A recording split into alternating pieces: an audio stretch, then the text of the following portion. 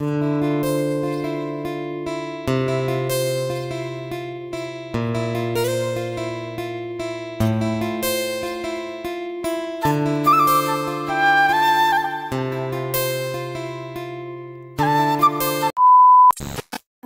Everyone, চলে এসেছি আবারও আজকে একটা নতুন ভিডিওর সাথে। তোমরা কেমন আছো বন্ধুরা? আশা করি সবাই খুব ভালো আছো। তোমাদের ভালোবাসায় আমিও অনেক ভালো আছি। নতুন একটা দিন, নতুন একটা সকাল। আজকে সকাল থেকেই নতুন একটা ব্লগ শুরু করে দিলাম। আজকের ব্লগটা তোমরা দেখতে দেখো, একটু হলেও তোমাদের কিন্তু অনেকটাই ভালো লাগবে। তো চলো আজকের ব্লগটা শুরু করা যাক। সকালবেলা ছাদে এসেছি, আর এসে ফুল তুলতে শুরু করে দিলাম, কারণ নিচে না আজকে সেরকম একটা ফুল পাইনি। তাই ভাবলাম এখান থেকেই ফুলগুলো তুলে নিয়ে যাই। তার আগে তোমাদেরকে ফুলের গাছগুলো দেখিয়ে দিই কেমন ফুল ফুটেছে। দেখো, এই কসমস গাছে ভরে গিয়েছে ফুল, আরও ফুল ফুটবে। কি অসাধারণ দেখতে লাগছে। তো এখান থেকে এই কসমস গাছের বীজগুলো না কয়েকটা ভাবছি রেখে দেব, কারণ পরের বারে আবার যখন গাছ করব তখন আর গাছ কিনতে লাগবে না, এই বীজ থেকেই গাছগুলো হয়ে যাবে। তো ফুল তোলার আগে ভাবছি বীজগুলোই তুলে নেব। এই গাছেরটার ফুলটা দেখো একদম শুকিয়ে গিয়েছে, সেই জন্য বীজটা রেখে দিলাম। আগে থেকে সংগ্রহ করে রাখলে পরে কিন্তু চিন্তা থাকবে না। আর এখন এখানে সংগ্রহ করে রেখে দিলাম, আর কয়েকটাও দিয়েছি। এখনও তো শীতকাল আছে, গাছ বেরোলে আবার ফুল ফুটবে, সেই জন্য তারপরে না ফুলটা তুলে নিলাম। আর ফুল তুলতেও না কেমন একটা খারাপ লাগছিল, কারণ এত সুন্দর করে ফুটে আছে। আর এই দেখো, এই কুন্দ ফুলগুলো কি সুন্দরভাবে ফুটেছে। কয়েকটা ফুটেছে তাই তুলে নিলাম, বেশি তুলিনি। কিন্তু পরের বারে না এই গাছটা আরও একটা করব। গাছ ভরে সাদা হয়ে থাকবে, দেখতে এত সুন্দর লাগে না। আর এই দেখো, গাছ করব কি, কাঠবেড়ালিরা এই ফুলগুলোকে সব খেয়ে নেয়, আর গাছের ডালগুলো না পুরো ভেঙে ফেলেছে, সেই জন্য করতেও মায়া লাগে। কিন্তু কি করব, এখন তো কিছু করার নেই, আর ওদেরও না খাওয়ার কিছু নেই, তাই ফুলগুলোকে ছিঁড়ে ছিঁড়ে খায়। জানি না ফুলের মধ্যে কি আছে, তাও খায়। চন্দ্রমল্লিকা গাছ থেকে একটা ফুল তুলে নিলাম, আর কয়েকটা গাঁদা ফুল তুলে নিলাম। ব্যাস, এই কটা দিয়েই আমার কিন্তু ভগবানের চরণে সেবা দেওয়া হয়ে যাবে। ফুলগুলো তুলতেও কেমন একটা লাগছে, তাই অল্প অল্প ফুল তুলছি। প্রত্যেকটা গাছ থেকে দুটো একটা করে ফুল তুলেছি। মোটামুটি ফুল তোলা হয়ে গিয়েছে। এবার আমি নিচে চলে এলাম, আর এসে ভগবানের চরণে সেবাটাও দিয়ে দিয়েছি। আর ফুল যেটুকু পেয়েছি সেগুলো দিয়েই সাজিয়ে দিয়েছি। তোমরা কিন্তু জানিও আমার ফুল তোলাটা তোমাদের কেমন লাগলো, আর গাছগুলোও কেমন লাগলো। তোমরা আমাদের ভগবান দর্শন করে নাও, আজকে সারাদিনটা তোমাদের কিন্তু অনেক অনেক ভালো কাটবে। আর কয়েকদিন ধরে না ঠাকুরের বাসনগুলো ঠিকঠাক করে মাজা হচ্ছে না, কারণ আমরা পাচ্ছি না, তাই জন্য। আর আজকে না 3-4টে একসাথে আমরা পেয়েছি, তাই বাসনগুলো ভালো করে মেজে নিচ্ছি। আর ওদিকে কিন্তু টিফিন সারা হয়ে গিয়েছে, তাই আজকে ভালো করে বাসনগুলো মেজে ধুয়ে নিলাম। এখন একদম পরিষ্কার হয়ে গিয়েছে। কয়েকদিন ধরে চুলের যত্ন কিন্তু একদমই নেওয়া হচ্ছে না। সব কিছুর সাথে চুলের যত্নটাও নিতে হয়, কারণ চুলের যত্ন না নিলে চুল তো উঠতে শুরু করবে, আর তখন চুল উঠলে গেলে তখন আর বলতেই পারছে না যে কি হতে পারে। তো সেই জন্য চুলের যত্নটা আমি তো প্রায়ই করি, তোমরা তো জানোই, দেখেছো আমার ব্লগগুলোতে। আর এইসব মেটেরিয়ালস দিয়েই করি, কারণ চুল না ভীষণ ভালো থাকে, চুল লম্বাও হয়, আর চুল সিল্কিও হয়, জট পড়ে না একদম। চুল পড়া তো একদমই কমে গিয়েছে। তো সেই জন্য এগুলো মাথায় ভালো করে মেখে নেবো। এরকম মিক্সিতে গ্রাইন্ড করে নিয়েছি, তো এরকম একটা টেক্সচার এসছে। তারপরে মাথায় কিন্তু ভালো করে মেখে নিয়েছি। এখন 1-2 ঘন্টা রেখে দেব, তার মধ্যে কাজগুলোও সেরে নেব। আর জামা কাপড়গুলো কেচে দিয়েছি, সেগুলো রোদে মেলে দিলাম।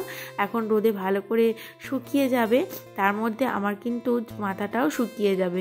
মাথার যে স্ক্যাল্পগুলো রয়েছে সেখানে তো ভালো করে লাগিয়েছি এই টেক্সচারটা, তো সেটাও ভালো করে শুকিয়ে যাবে। ততক্ষণে আমি এই কাজগুলো সেরে নিই। আর ড্রেসিং টেবিলটা দেখছো কতটা ধুলো পড়েছে। শীতকালে একটু বেশিই ধুলো পড়ে, কারণ কয়েকদিন আগেই না পরিষ্কার করেছি, তাও কেমন ধুলো পড়ে আছে। তো সেগুলো না পরিষ্কার করলে দেখতে বাজে লাগে। কয়েকদিন ঠিক সময় পাইনি, ঘুরতে গিয়েছিলাম, পিকনিকে গিয়েছিলাম, তোমরা তো দেখেইছো। তো সেই জন্য না এই জায়গাগুলো পরিষ্কার করা হয়নি। আজকে তো অনেকটাই সময় পেয়েছি, কারণ মাথায় মেখেছি মেথি, এগুলো তো শুকাতে হবে, ততক্ষণে এই কাজগুলোও হয়ে যাবে। তো সেই জন্য আমি ভালো করে আগে মাথায় মেখে নিয়েছি, তারপর কাজগুলো করতে শুরু করে দিয়েছি। আর ড্রেসিং টেবিলটা একে একে সব র্যাকগুলো পরিষ্কার করে নিয়েছি।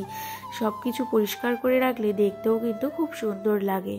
সময়ের সাথে সাথে মানুষের জীবনটা কিন্তু পুরোটাই পাল্টে যায়। আমার দেখো আগে কিন্তু এত কিছু মানে থাকতাম না, মানে যেমন পড়ে থাকতো কিন্তু এখন এগুলো পড়ে থাকা দেখলেই কেমন একটা লাগে, পরপর কাজ এসেই যায়। আগে কিন্তু এরকম হতো না, তাই সময়ের সাথে সাথে সব কিছুর কিন্তু পরিবর্তন হয়ে যায়। আর ভাইয়ের ঘরের ড্রেসিং টেবিলটা অনেকটাই ধুলো পড়েছিল, সেগুলো মুছে নিলাম। মোছার পর এবার আয়নাটা ভালো করে মুছে নিচ্ছি কলিং দিয়ে। আর দেখতে পাচ্ছ মাথাটা কিন্তু প্রায় শুকিয়ে এসেছে, বেশি শুকাতে দিলে তাহলে কিন্তু তখন জল দিয়ে তোলা যাবে না, তাই তাড়াতাড়ি করে কাজগুলো করে নিচ্ছি যাতে সময়ের মধ্যে কাজটা হয়ে যায় আর মাথার এগুলো যাতে শুকিয়ে না যায়। তো সেই জন্য ভালো করে কাজ করে নিচ্ছি। আর এদিকে ব্যালকনি মানে জানালাটা দেখছি একদম ধুলো হয়েছে, কিন্তু যেদিকে তাকাবো না সেদিকেই ধুলো পড়ে, জানো তো। ভাবছি আজকে আর সেরকম কিছু করব না, কিন্তু দেখতে দেখতে দেখলাম ব্যালকনিটাও প্রচুর ধুলো পড়েছে, তো সেটা না দেখে থাকা যায়। তাই ভাবলাম ঘরটা ভালো করে ঝাড় দিয়ে নিই, তারপরে ব্যালকনিটা ভালো করে পরিষ্কার করে নেব। তো সেই জন্য ঘরটা ঝাড় দিচ্ছি, তারপরে না মুছে নেব। আমার ঘর, মা বাবার ঘর ভালো করে ঝাড় দিয়ে মুছে নিয়েছি, সেগুলো আর তোমাদের সাথে শেয়ার করে নিই। দেখতে দেখতে আমার কিন্তু প্রায় 2 ঘন্টার কাছাকাছি হয়ে গিয়েছে, মাথায় মেখেছি। আর এমনি তো শীতকাল, তো সেই জন্য প্রচুর ঠান্ডা লাগার ব্যাপার আছে, তো সেই জন্যই তাড়াতাড়ি করছি কাজগুলো। আর এদিকে ব্যালকনিটাও অনেকটা ধুলো পড়েছে, এটা না পরিষ্কার করলে হয়, তাই এইগুলো আগেই পরিষ্কার করতে হবে। সংসারের কাজের সাথে সাথে এদের খেয়াল রাখাটাও খুবই দরকারি, কারণ একটু না খেয়াল রাখলে গাছগুলো প্রায়ই মারা যাবে, তখন বাজে লাগবে দেখতে আর মনটাও খারাপ হবে। আর জানো তো আমাদের এমনি পাখি একটা মারা গিয়েছে, জানি না কিভাবে, শীতে ঠান্ডা লেগে মনে হয় জ্বর হয়েছে, তারপরে না পাখিটা মারা গিয়েছে।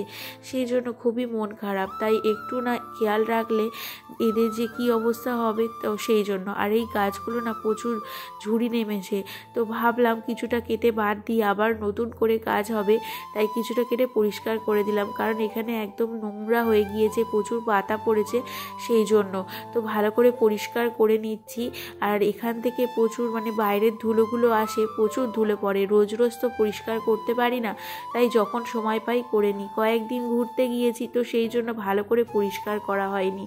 এখন দেখছি পুরো এতটাই ধুলো পড়েছে, এখানে বসাই যায় না আর তাকানোও যাচ্ছে না, তাই ভালো করে প্রত্যেকটা গাছ মুছে, গাছের টবগুলো ভালো করে মুছে নিয়ে পরিষ্কার করে নিলাম। যদি পরিষ্কার না থাকে না দেখতেও বাজে লাগে। কয়েকদিন ধরে দেখছি কিন্তু ঠিকঠাক কাজ করে হওয়া উঠছে না, তো সেই জন্য আজকে ভাবলাম না এটা করে তারপরে মেথিটা তুলবো, তো সেই জন্যই এটা আগে পরিষ্কার করে নিচ্ছি। আর গাছগুলো দেখছি অনেকটাই বড় হয়েছে, দেখতেও বেশ সুন্দর লাগছে। প্রতিটা জিনিসের যত্ন যদি ঠিকভাবে করা যায় না, একদিন ঠিক সফলতা পাওয়া যায়। গাছগুলো ঠিক ফুল ফল সব কিছুই দেবে, তবে একটু যত্নের দরকার আছে। আর সেই যত্নটা না করতে পারলে আমাদের কিন্তু কিছুই দেবে না, ফুল ফল কিছুই দেবে না, আর দেখতেও বাজে লাগবে। দেখছো এই সাইডেও কতটা ধুলো পড়েছে, পরিষ্কার করার পর কিন্তু বেশ দেখতে সুন্দর লাগছে। আর যখনই আমি এইটা পরিষ্কার করছি তখনই বেসিনের দিকে তাকালাম যে বেসিনটাও নোংরা হয়েছে। একের পর এক কাজ চলেই আসছে, কিন্তু কি করব, এগুলো না করে স্নান করাও যায় না, আর চুপ করে দেখাও যায় না যে নোংরা হয়ে আছে, না করব না এরকমও তো হতে পারে না। তাই আগে চটপট করে কাজগুলো করে নিই, তো সেই জন্য এটা আগে পরিষ্কার করে নিচ্ছি, তারপরে ভাবলাম বেসিনটা পরিষ্কার করে নেব। তো তুলসী তলার এখানে এসে দেখি প্রচুর ধুলো পড়েছে, গাছের পাতা পড়েছে, সেগুলো পরিষ্কার করে নিলাম। আর বেসিনটাও না অনেকটা ময়লা হয়েছে, তো সেই জন্য বেসিনটা আগে ভালো করে পরিষ্কার করে মুছে নিলাম। আগে ভালো করে মানে আগে না আমি আগে কলিং দিয়ে মুছতাম, দেখতাম পরিষ্কার হতো না, এখন তারপরে যখন হারপিক দিয়ে মুছছি দেখি একদম পরিষ্কার হয়ে যায়।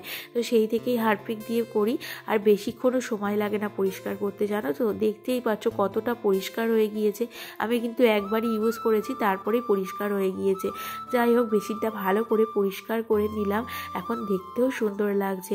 আর এই পরিষ্কার বেসিন ইউজ করতেও বেশ ভালো লাগে। তোমরা কিন্তু জানিও বেসিনটা কেমন লাগছে। আর তোমরা যারা যারা আমার পরিবারে এসেছো তাদের জন্য অনেক অনেক ভালোবাসা।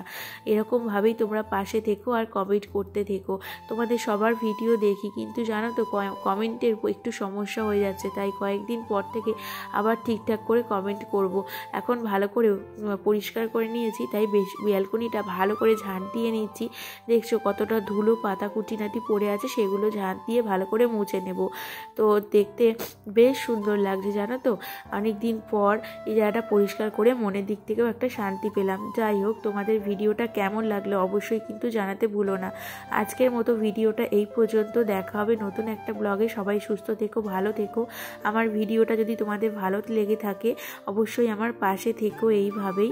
আজকের মতো টাটা, দেখা হবে নতুন একটা ব্লগে।